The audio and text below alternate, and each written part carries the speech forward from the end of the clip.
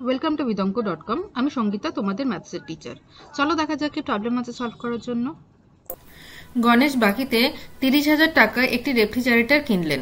যদি বার্ষিক চক্রবৃদ্ধি সুদের হার প্রথম বছরে 5%, দ্বিতীয় বছরে 10% এবং তৃতীয় বছরে 15% হয়, তবে তাহলে 3 বছর পরে মোট কত টাকা তাকে পরিশোধ করতে হবে। তাহলে প্রত্যেক বছর যদি রেট অফ ইন্টারেস্টে যদি ভেরিয়েশন থাকে, তাহলে সেক্ষেত্রে আমাদের অ্যামাউন্টের ফর্মুলা হচ্ছে amount is equal to P into 1 plus R1/100 into 1 plus R2 by 100 into 1 plus R3 by 100। ওকে, তো যেখানে হচ্ছে আমাদের R1 is equal to হচ্ছে প্রথম বছরের ইন্টারেস্ট যেটা হচ্ছে 5%।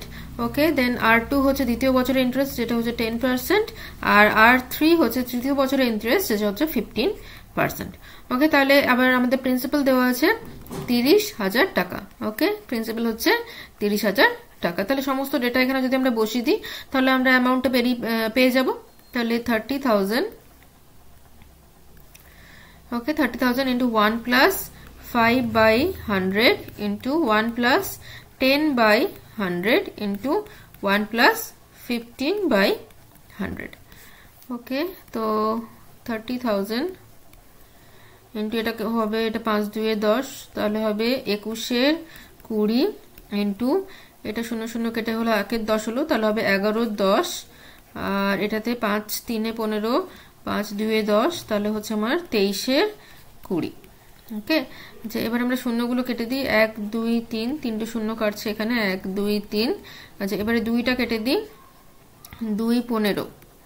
ওকে, আচ্ছা, তো তাহলে আসছে আমাদের 15 into 21 into 15 into 21 into 11 into 23। Okay, divided by কত আছে, নিচে শুধু 2 পড়ে থাকছে, তাহলে ডিভাইডেড বাই 2 হচ্ছে। তাহলে আসছে আমাদের 39,847.5 টাকা।